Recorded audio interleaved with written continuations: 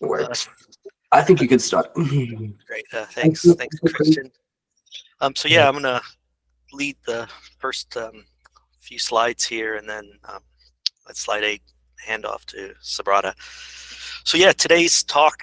Thanks everyone for joining and making time for this.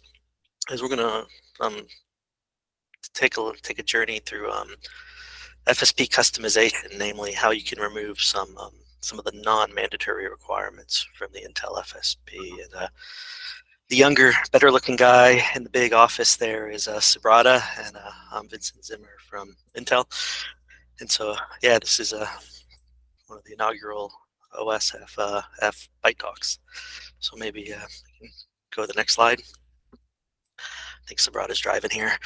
So yeah, as noted, Subrata's had a storied career, Intel, now Google, on firmware design across various firmware architectures and CPU classes. A lot of patents, and I had the honor of co-authoring a couple books with him, and then having great preface and review from Christian on those. And I'm Vincent Zimmer, the guy on the right. Been doing firmware probably, I think, 32 years as of a couple weeks ago, last 27 of which at Intel, and embedded, non-EFI, quite a bit of time on EFI, and then probably past decade, FSP, and how can we help work with these open ecosystems and try to make it easier for using products from my employer, namely Intel.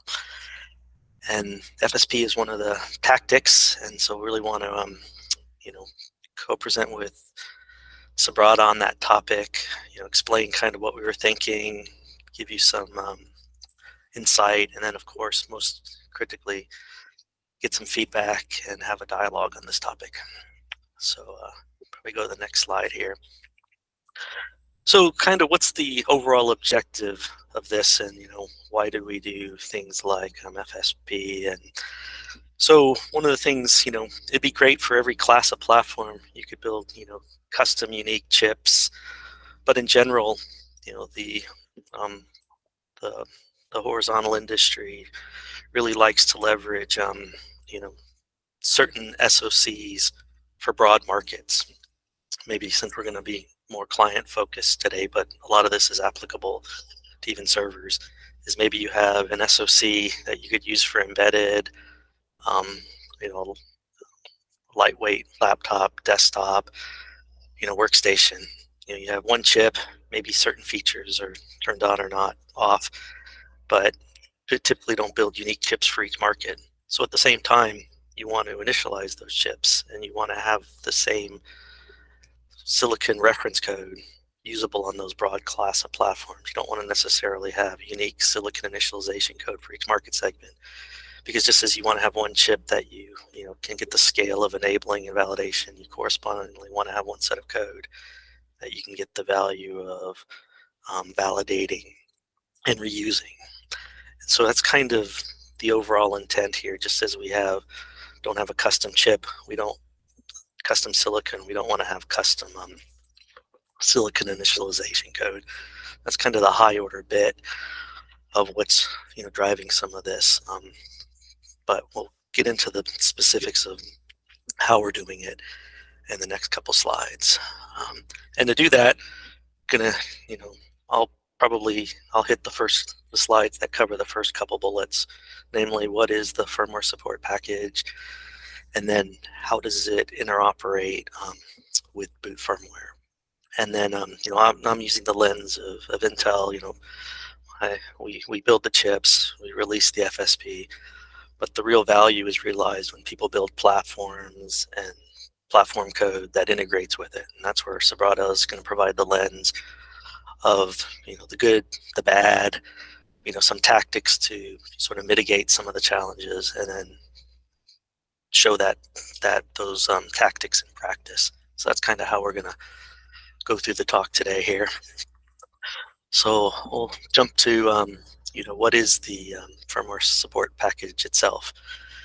So again, a modern system typically from Intel is a system on a chip. When I started 30 years ago, motherboard, had hundreds of devices down to TTL devices, 8-bit micros, glue logic, all over the place. Late 90s at Intel, we had CPU, memory controller hub is a separate chip, a South Bridge, lots of jelly bean logic. As you go into the 2020s, really the prevailing approach is more integration, a system on a chip. And the silicon has lots of intellectual property or IP blocks built in. And to that end, this is kind of a schematic of what a modern SoC might look like. It may have integrated graphics, it has the CPU die, the SoC that may have a lot of subsystems like memory controllers, I/O controllers. So within the perimeter of that one silicon of the package, you have it's effectively its own system.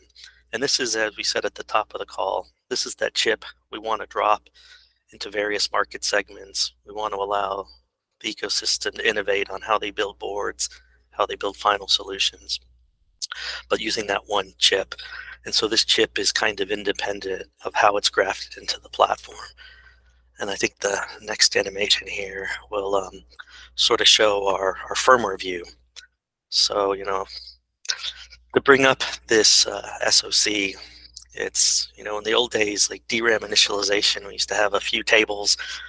Try this setting, did it work? Try this setting, did this setting? Maybe 1,500 lines, 2,000 lines of assembly.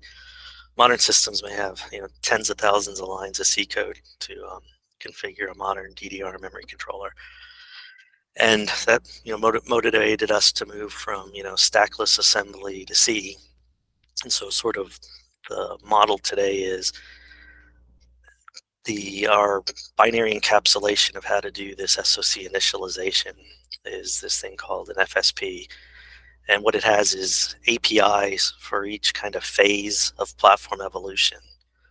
One interface to bring up temporary RAM, your cache's RAM. One phase to go to enable your permanent memory, your memory controller, this FSPM, and then a final stage, sort of post-memory, that'll do a lot of the features and I/O complexes.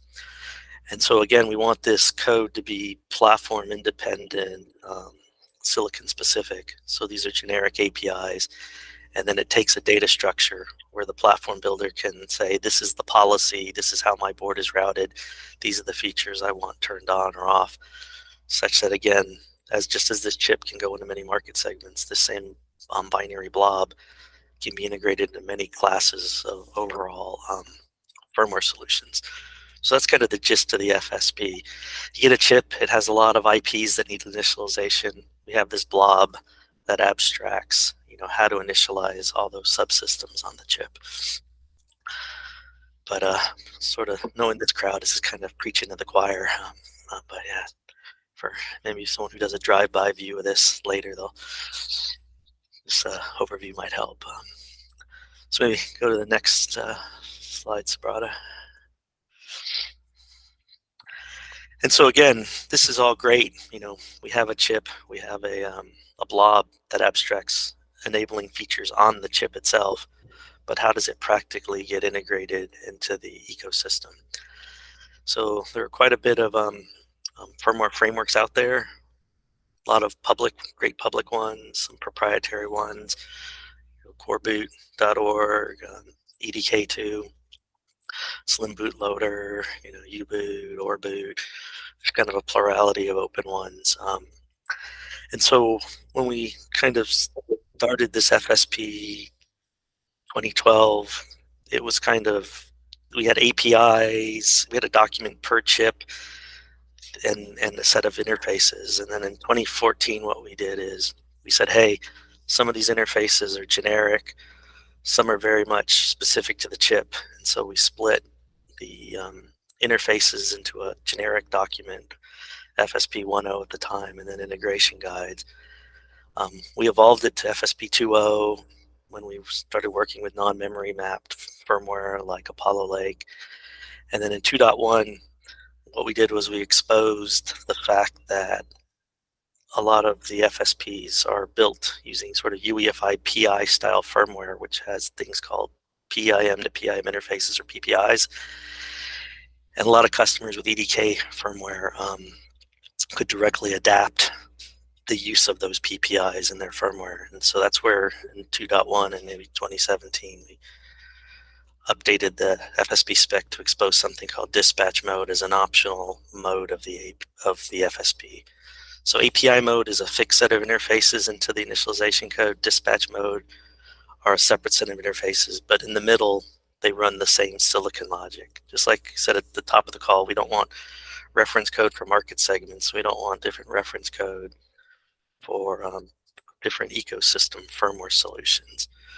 So again, so the FSP has an interface, and yeah, that's just a good block to show. So as folks know, Core Boot has a very stylized phase-based initialization. Boot block phase. This is where you would do temporary memory initialization. RAM stage, which is pre-memory, turn on DRAM.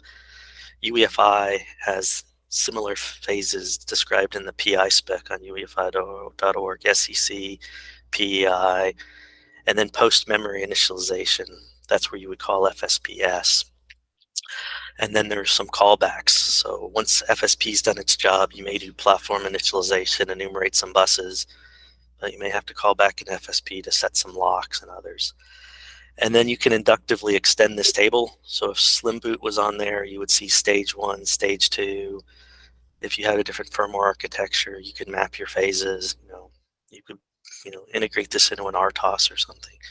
But the prevailing firmware frameworks in the market today are Core Boot and UEFI style firmware. So that's why we have the mapping to those two. But again, since the FSP kind of doesn't care what's running atop it, you can induct more frameworks on that sort of top row if you like, beyond Core Boot and EFI. So that's kind of how it fits into the EFI world here. Oh, and then the other point I guess I should make is, even though a lot of EDK2 folks use dispatch mode directly, you can even call API mode from EDK code. We have something called the Intel FSP2 wrapper package. It's just a little more overhead to adapt the EFI calls, EDK calls into API mode. But strictly speaking, if you had an API mode only FSP, you could still build EDK style firmware. So again, these APIs kind of don't care who's on top, and it's really a business choice of construction of how you adapt your platform code on top. So that's kind of how FSP fits in the boot firmware world here. And then these FSP binaries you can find on GitHub. Coreboot.org has like a class driver that adapts to API mode. The EDK world has some open board packages that show the use of dispatch mode, and then there's also some examples of using the FSP2 wrapper package into the FSP. Like I think we have an Apollo Lake port out there. So we really try to have, part of the point of FSP is, instead of, we can't today open source all of our code. So sort of our back off position is we still want to work with communities and allow these rich ecosystems of open source frameworks using Intel silicon. So kind of the next best thing is putting the FSP binaries out on GitHub. Based on community feedback in 2017, we changed the license. It used to be a self-extracting executable with a 10-page EULA. Now the license says, don't reverse it, don't sue us. It's the same license we used on microcode. So we try to make it easier, but as Subrata will talk about later today, there's refinements we can do in that deployment model. And some of those refinements and challenges, I think Subrata is going to lead the discussion now. Thanks, Vincent. This is a wonderful background. I hope I'm audible enough, right? If not, please let me know. I'm a little far from my mic. So like any technology typically has good and bad things. Definitely, I will start with a good thing. Is that based on my experience working with Intel and other silicon vendor, right? The like whoever actually adopted FSP like API based binary distribution model, they actually gave a great commitment to allow the non-EDK2 bootloader also work in the same manner how a typical EDK2 bootloader would have worked, right? So as Vincent said, right, like the code boot is great, but there are several commitments that Intel is primarily focusing on the EDK2 based solution, right? But having an FSP actually help the product line like us as a Chrome OS who are relying on open source firmware development and like the many other companies are using code boot or the other open boot loader, right? They get a immense benefit of such kind of distribution model. At least in my feedback, it really helps a new SoC bring up much faster compared to my prior experience, right? And additionally, these FSP binaries are kind of well tested, validated. So when we are integrated with code boot for our platform bring up or the first SoC bring up, we have a good confidence that okay, somebody might have already tested this piece of code. So that is great, right? So coming to the cons, right? So I would say the first point, the cons of the FSP is a beauty of its own, right? So FSP is a monolithic mammoth block, how it's been designed. Later, he tried to convert it into three different APIs to five different APIs as part of the FSP 2.3 spec, right? So when something is that big, right, and complement entire SoC feature that basically Vincent shown in the second or third slide, right? So maybe as a product engineering team, we may not want to exercise all the SoC features. We may want to use maybe a limited set of those features. We don't, and like when you want to subscribe to the particular set of feature, anyway, you have to consume the entire mammoth binary block. So how it impact us? Firmware is something which you cannot ignore, and it might increase your bill of material cost when the size is little bigger. Uh, and at times, right, we have seen maybe an increase of tens of kV might try to push you out from 16 megabyte boundary to 32 megabyte boundary or like going forward, right? So anything it goes above from to your current SPI limit or whatever your boot media limit, you have to increase the product cost, right? So this is the major limitations of the FSP that what we encounter while trying to do a product design. Hence, we always think about how do we customize. So today, FSP allows customization, but mostly those customization at the code level as a runtime, right? For an example, there are there may be one IP. Take an example of audio IP. So audio IP can be worked in three different interfaces in HD audio, in maybe I2S, non-HDA, or maybe soundware, right? So based on your product need, you can choose whatever it is, right? Basically, what is the interface that you want to enable. But that does not mean the other two interfaces that you are not using, those modules magically vanishes from your FSP binary block. So those modules are still there in your underlying FSP block part of your product and all, right? So think about this way. Maybe during your device is in field, Intel found out some vulnerabilities that is there in those two interfaces that you are not at all using. But as they found some vulnerabilities, right? So Intel is just an example. I'm just giving that like in general example, right? As they found a vulnerabilities, you need to patch your new FSP, you need to go through the validation, firmware call, pushing those update and all, right? So basically adding cost for like no reason. You are not using those interfaces and you have ended up fixing the bug for those, right? So it basically calls for a requirement like, can we have a defined roles and responsibility in FSP, right? Like, what is the minimum and mandatory? Like those are like boot critical, you cannot ignore that. And second is like what is non-mandatory, like good to have, right? So I will give a deep dive about what I mean by non-mandatory. But having that kind of a defined ownership is what is missing in today's FSP, right? And as it is missing, right?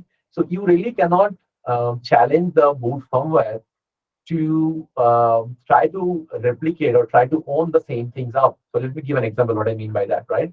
So GPIO, right? So FSP do the GPIO programming, and there is no way FSP could stop boot firmware to not implement a driver that could program the GPIO. So who actually owns the GPIO, right? Like whose responsibility it is? Like those kind of ownership is not defined. As it's not defined, there are redundancies.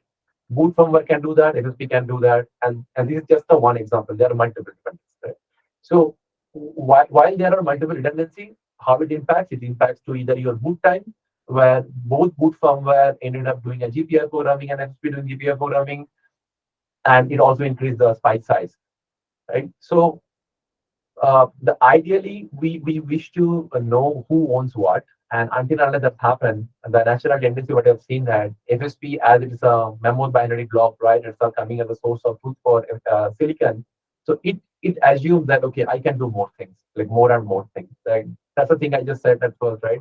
The beauty of FSP is now a kind of enemy of FSP, or maybe a bottleneck to that. So in this session, we actually plan to see how we can design our own FSP based on the GitHub model that Vincent was trying to drive you, right? You just basically pick a FSP binary from the GitHub, but still like, you don't have source code. That's totally fine. But how you can replace some of the FSP modules and try to fit into in your boot firmware and apply the same the total BIOS image or AV firmware, like how you are comfortable in, right?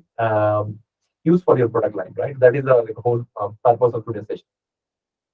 So before going to the further to the deep dive and all, I just thought of giving you a background of what I meant by the FSP is getting bloated over and over, right? So just maybe from 2016 Skylake till latest Meteor Lake, right? We actually have seen maybe 3x growth in FSP, right? So whether the 3x growth is justified, maybe yes, may not be yes, right? So okay, so we know that there are 3.5 like 3x growth, right? But how we can design something which may be fitting my BOM cost, like which is like the my BOM requirement. So Vincent set the objective, and here I'm going to set the goal.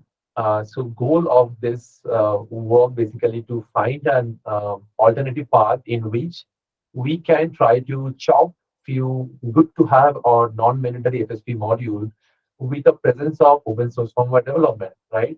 So like here, this kind of like a egg and chicken problem, right? So which one you solve it first? You want to reduce some FSP module, you want to reduce the FSP size. So first you need to create a equivalent or alternative path towards that, right? So that like meaning the code that is running on FSP, right?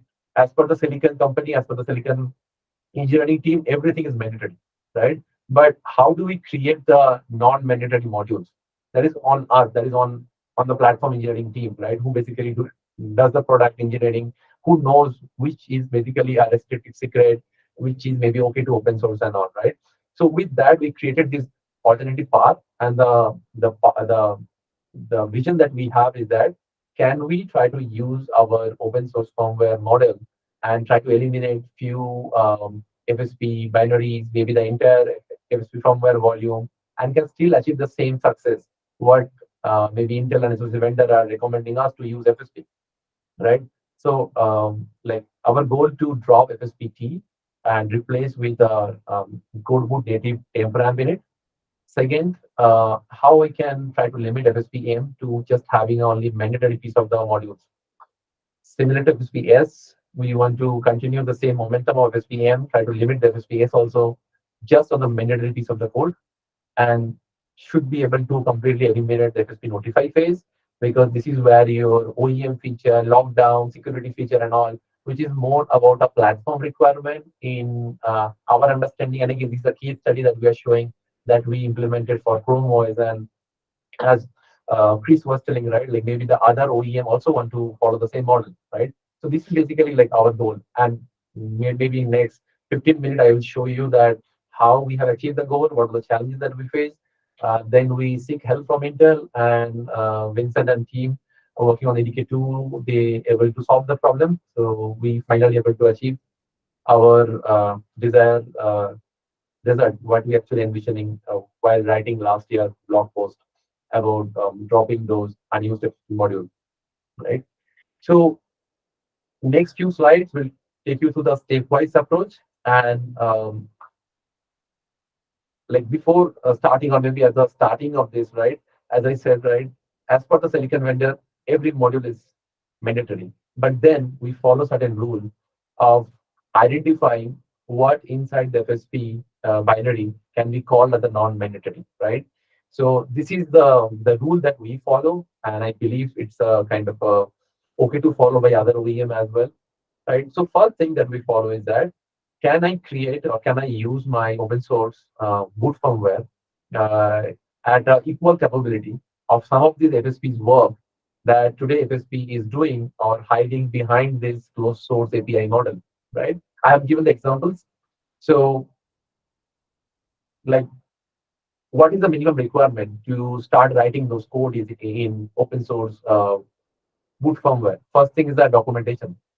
Can I get all those SOC programming documents that reflect the registered programming? Yes, at some extent, Intel is doing great job about that. They have the SDM. They releases the data sheet, maybe after the product FSI and all. So we get the registered details. We refer to the SDM. They release also white paper for the new technology and all. Like for the memory encryption, they recently released a white paper with like where we know that how to enable, disable, or program certain memory encryption feature that they introduced from Alder Lake. So assume we have those documentation, right? So then basically we use the document to create a OSF code, the the firmware code in open source, which is now equivalent and can now challenge your FSP module, say that, hey, do you really want to hide yourself, right? So if not, so that is basically the criteria to call something as a non-mandatory, right? And now we need a better tooling to able to eliminate the non-mandatory code, right? Which we call as a unused module, right? So again, this is just a maybe judgment call. So the modules which is non-mandatory for my platform may or may not be the same for your platform. But this is just a like a golden rule that we follow, and you will see the list of modules. Right? So now we decide the goal.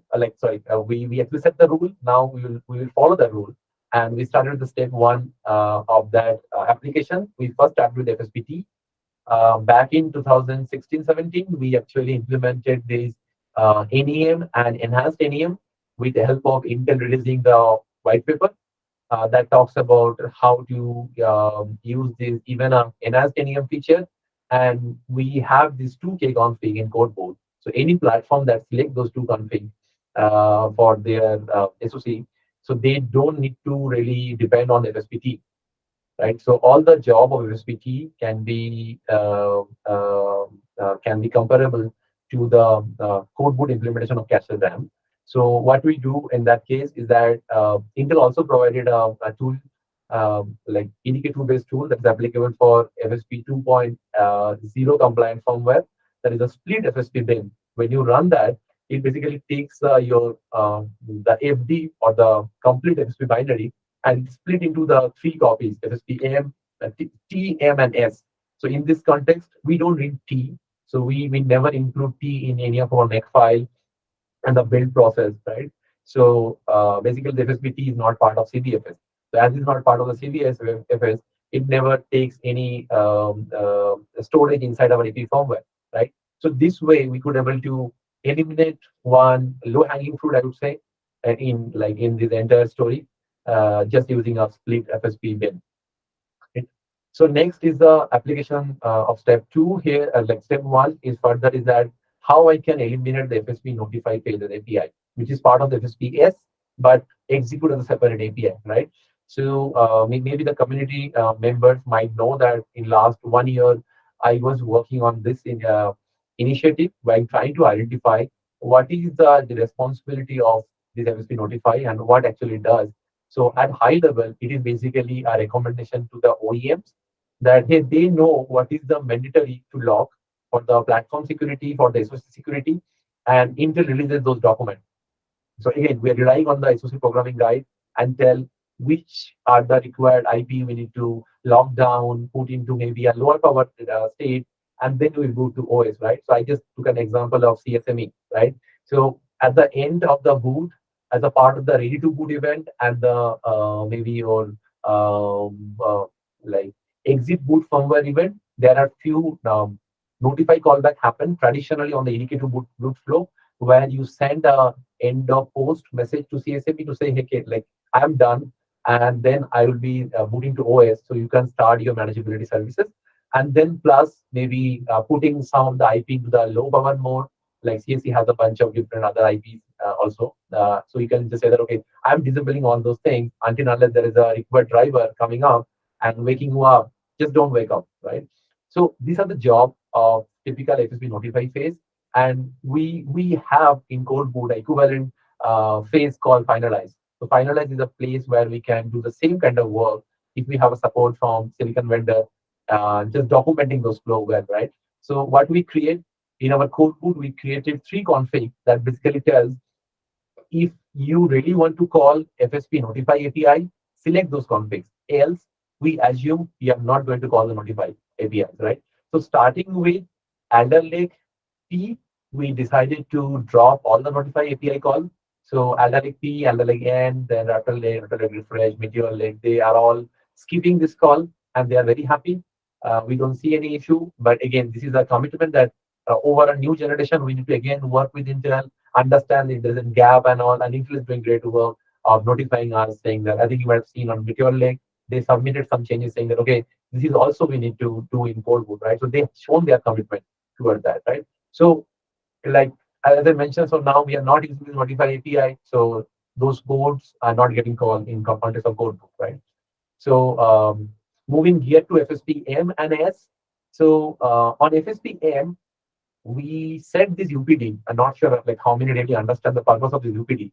So this is called GPIO override. So when we set to 1, that means we are telling FSP, hey, I know how to program GPIO, and when I'm calling you, you can assume before that I actually configure all the required GPIO. So hence, you may not need to install your PPI services to further program any of the GPIO to native mode or whatever mode that you feel comfortable with, right? So this is true for all FSP M and S, like everywhere. So FSP should be honoring to the GPIO, right? What is the downside of this? So the downside is that you FSP might skip installing their PPI, but that module is still there inside your SPY image, right? Inside the FSP binary. That binary, the module basically does the GPI programming. So that is still there. And it is even dispatching. You are just telling, don't install. So they are honoring it, right? So similarly, moving to FSP-S, maybe in 2017-18 time, there was a requirement from Intel, and that pushes the community to hide behind FSP block to perform a multi-processor initialization. And since then, that was become a trend, right? And then, as we work closely with Intel, we started challenging them in context of Meteor Lake, saying that, hey, do we really have to hide behind the FSP? Can we do all the programming on code boot? What is the challenge and all? And Intel supported us as required, and they said that, okay, we understand there are not much change between last several generations where you need to hide, but just keep that infrastructure. There might be some chances in future where you might need to again hide, but till it is not happening, rely on this kconfig. So this kconfig tells, once you select this kconfig on your code boot, it tells don't call into the FSP S multi processor initialization module. Those are again an indicate 2 module. We don't basically install all the MP, PPI and all to perform the CPU unit and all. Rather, everything is managed by code boot, and then FSP just ignore that all, right? But again, the same story here. The modules are there. Even the modules are dispatching. The module just looking some UPD and saying that, okay, I boot firmware told me not to touch the MP code. I'm not touching it. But the module is still dispatching. Those are again as a unused module as per our like guideline, what we said maybe a couple of slides before. And maybe the last one is a popular one, which we really wish to pursue, but we are unable to do that at this stage, is the loop graphics in it. That may be a great open source graphics project. Maybe capable enough to drop a need of having a graphics PIM or a microGOG that we introduced on Meteor Lake. I think community know about that, right? To basically initialize that display, right? So if if for a platform like, for example, Tiger Lake and Andal Lake, we have a working lib graphics, right?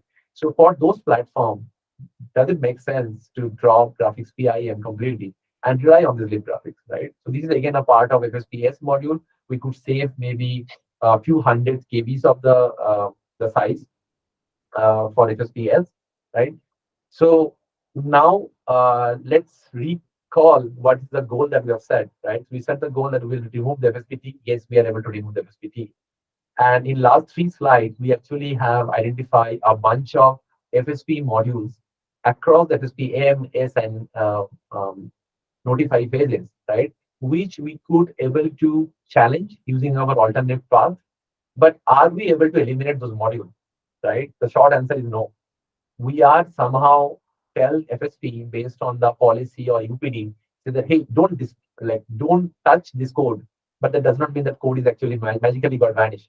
So now there is a urgent need to not only skip those FSP programming. We want to make sure those modules should not be part of my flash layout, right? So this is when we approach to the step two that tells that, okay, sets a rule that will able to eliminate the non-mandatory MSP module, right? So here is the rule. Again, this is maybe just a high-level rule, and I do not want to recall the module saying that, okay, these are the module that the Chrome team decided to drop. That means maybe for my product also I can go by that. But it is mostly true, right? So we divide into the two phases. One is a must-have, mandatory. So boot critical module, any module that has a affinity to bring system boot. For an example, memory training algorithm. You should not be removing FSP M, maybe the memory module, and hoping that things will be still fall in place, right? So it won't. So we call those as a mandatory module, and then there are good to have or non-mandatory module. Those are not boot critical. Maybe some feature, maybe some things where Intel is, or maybe like the FSP design relies on those to perform some other operations, right, which may not be required for your platform, right? Maybe something for the FSP wrapper or the EDK2 and all, right? But may not be for your interest, right? So those are like a good to have module or non-mandatory module. But then the main catch is here. You can only remove those if you have alternative implementation in Codeboot. If you don't have those, yeah, I don't think you are ready to remove that, right? A simple example again is FSPT. So once those two things align, right, then we started venturing what are the tools we could use. And again, it has to be a EDK2 tools, which is maybe available in the open source. We can integrate in our build chain. So we can just not only build the FSP, but the process of build, we could able to run this tool, give the list of the module and also eliminate it. So when in Codeboot build for the Chrome EP firmware, we build FSP, we are getting a trim or the thinner FSP binary, right? So that is when we actually explored this FMT tool, Intel Firmware Module Management tool, and we started exploring that. And we have seen that, okay, we could able to remove certain module, but it is not shrinking the size. So modules are getting removed, but the size is not saving. That is when we actually approached to Vincent and team. And I would maybe pass the baton to Vincent to talk from here and maybe like one or two slide next to talk about FMG. Vincent? Sure. Yeah. Thanks, Subrata. So yeah, as Subrata noted, FSP, the main architecture is the TM&S, and they're really fabricated as these things we call firmware volumes. So a firmware volume is kind of like a volume on a file system. So within those volumes are these sundry modules called PEI modules. So the thing we had historically done is not really differentiated between what was required or not. We looked at our SoC and said, hey, it has all these different IPs and capabilities. Let's initialize them all. And then I think this was great industry feedback to say that that's good for the manufacturer to sort of club them all together. But when you have key performance indicators like size, your flash part, and then performance, because one way to increase performance is load less code out of the SPI. So less code is a win from both SPI size and performance. What can we do? And so, into that end, really going through now and saying what are the modules within these different firmware volumes that are must-have, that are required, and some that are optional. And then I mentioned at the top of the call, we have the FSP binary. That's this firmware device file with these 3 volumes. We have a main interface spec, and then we have the integration guide. If we want to have a model where you can remove things that aren't mandatory, we want that to be an overt thing. We don't want it to be trial and error. Like, I really admired the Linux boot guys with their Dixie cleaner, where they removed Dixies and saw if it still booted. But I don't think your figure of merit for building a product is just booting, right? You really want to have a guarantee that from first principles, these are truly not required modules.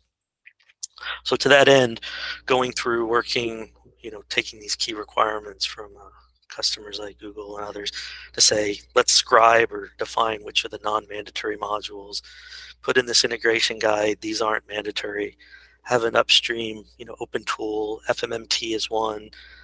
I believe the UEFI tool is another option even for editing the volumes, that you can essentially as a customer say, I'm going to take excise these modules out. So that's kind of the important aspect of this, is to canonize this in the integration guide such that it isn't a trial and error.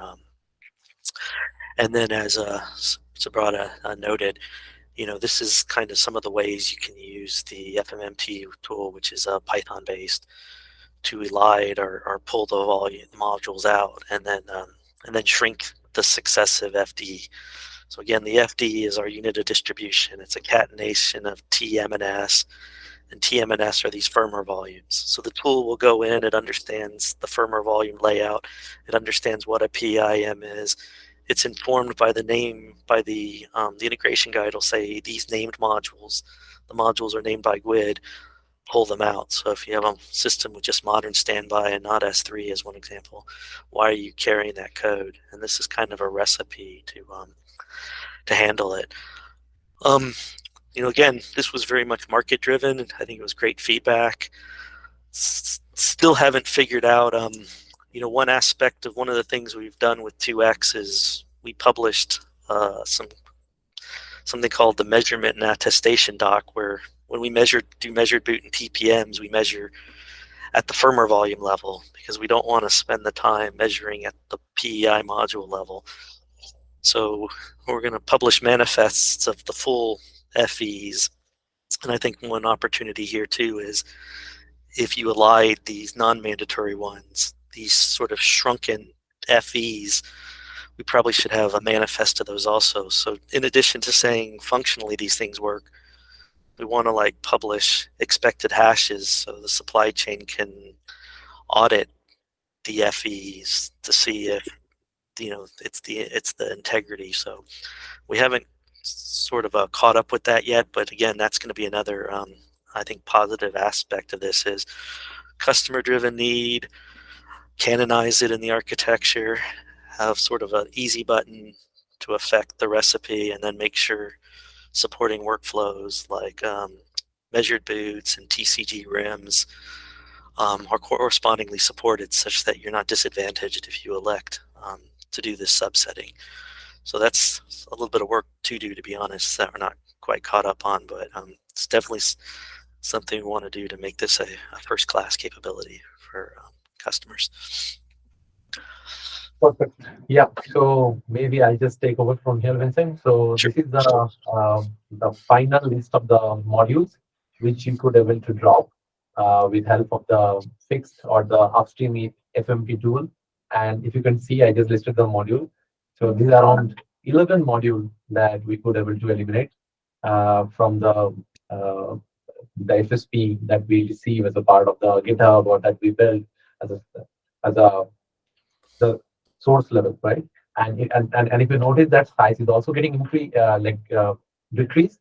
And here is the total justifications of the size, how much we save and all, right? So if I go and maybe recall the first slide that Vincent shown, right? Like there are FSP FD capabilities and split between T, M, and S. And so here, for the context of the Chrome OS, we just pick the modules or the PINs or the FFS, which is basically in interest of Chrome, right? And we just pick those, we just stick those and create the FSP M and S by blocks, and then further stitch with the code book, right? So in this process, we could able to save maybe around 400 kbs of file size, and we could able to remove, or like maybe able to limit the FSP FD for Meteor Lake from 1.48 to less than 1 meg. And we are very able to fit ourselves within our 4 megabytes of RO image. So if anybody interested to know what is the RO and RW split for the Chromebook, I think you know there is a FMD file to look for in Codebook project. Right, you'll understand that how it was initially when we started the project. It was always a 8 meg RO, and this kind of activity help us to limit the RO image to 4 meg, and which able to push us, which able to meet our BOM cost from 64 meg to 32 meg, right? So you can find all those in the part of the history. There are Meteor Lake project, we started with the 64, and then our goal was to meet 32 megabyte, right? And this kind of saving actually paid off to the BOM level optimization. So I'm going to take a pause here, and this is our last slide. So here you go, right? This is going to be a case study, a real one that are getting productized. So yeah, thanks Vincent and thanks Chris for inviting us. It's a really exciting series that you have started. Looking forward to further collaboration. Yeah. All right. Thanks, Subrata. Thanks, Vincent, for the very interesting talk here. So I got a couple of, I personally got a couple of questions, but I don't know if anyone else has questions. You should be able to unmute yourself, so everyone should be able to do that. If not, write anything in the chat, and I would read it out for you. So one thing that came up, right? You said that effort was for Meteor Lake, right? Is that something that will that be kind of mandatory for successors of Meteor Lake, or is it also backwards compatible? Let's say in that sense, or what's Yeah, your take on that? I can take that. Maybe so. Like only reason I mentioned about Meteor Lake, Chris, is the dependency of the FMT. So this FMT change needs a change in EDK2. So if you are not abide by the fact that you have to use the same EDK2 what Intel recommends, you can do a mix match with a older platform with the latest EDK2. You can always use this. And our goal was to, as I mentioned, right, like we don't want to do this post processing, like after taking the image and then do the post processing. We want to build the FSP, and as a part of the build script, we want to integrate this FMT. So for us, it's just a bit. So any OEM and ODM building the FSP, they actually will thinner FSP. So they will not see the same size what Intel posted in the GitHub. That is a goal. That's the reason I mentioned Meteor Lake onwards. But as Vincent, the architecture is same in FSP. You can able to use maybe your Alder Lake FSP or any other FSP and just run this tool. Right? You could able to drop modules. Okay, cool, makes sense. Yeah. How long did that effort take you? I mean, I said at one point, right, that you worked about a year to get like the whole FSP notify skipped, right, and then Vincent came in at some point, right? So I'm expecting 1 year plus for sure, right? How long did the whole thing take? Yeah, like I would say, like as you've seen, right, like there are different work streams, right? One work stream says, okay, let's remove FSPT, which we actually able to do maybe a couple of years back. And then we started, okay, now let's start with FSP notify. We started with the low hanging fruit because it's easy. And when you start notify, you start engaging with Intel, understand what is the document. Is it okay to put that in open source? There are tons of review, and I appreciate the fact Intel is very open, right, on the sense of taking those feedback, and that Vincent will keep on repeating that. Um, this is a customer requirement, and Intel was great to hear the customer requirement. They support us, and the reason of the support is showing that we don't call the FSP APIs anymore. And then when we got done with FSP API, we started with the FSPM and say, hey, we have seen some GPIO model in the FSPM. Can we go and remove that? So we again engage with them, right, and find out it's okay to drop. If we drop that module, what is the assumptions that they are inside FSP? That might fail, and it actually failed. There are a couple of bugs that we filed on Intel saying that it looks like we are setting this UPD and we are removing the module, and system is crashing because maybe you are still expecting this module will be there. So maybe somewhere it is breaking. Can you fix that? Right. So one, everything is done right. I'd say like maybe it's a 1.5 year work in total, and on Alder Lake, Meteor Lake, and on Alder Lake we couldn't able to productize because of the indicative dependency, which got solved. So in Alder Lake we use a hard-coded method. So you just remove those modules from your source code level itself. That is how we actually productize the same solution on Alder Lake.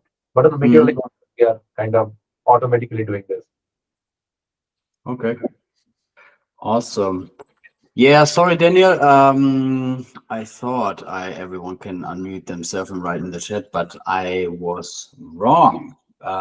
So I at least promoted you to being an organizer, right? So if you have a question, you can for sure speak up. Okay, cool. Anything else? Yeah, Blake. If somebody has question, they can actually put a question here, right? Maybe then you can just ask that question, or you can read that out. We still have 3 minutes, maybe. We can take 2, 3 questions. Yeah. Somebody has hand raised.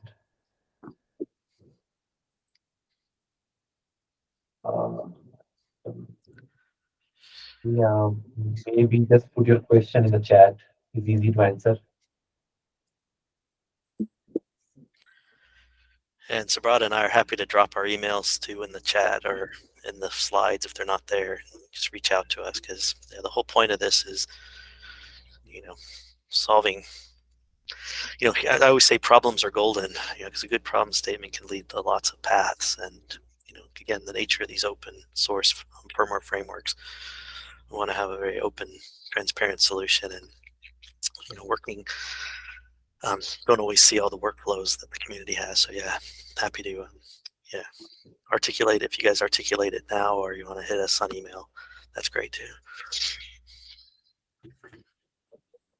Yeah, totally. Right. So if anything pops up afterwards, feel free to send an email to Vincent or to Brother, and we can see that we can clear everything out afterwards.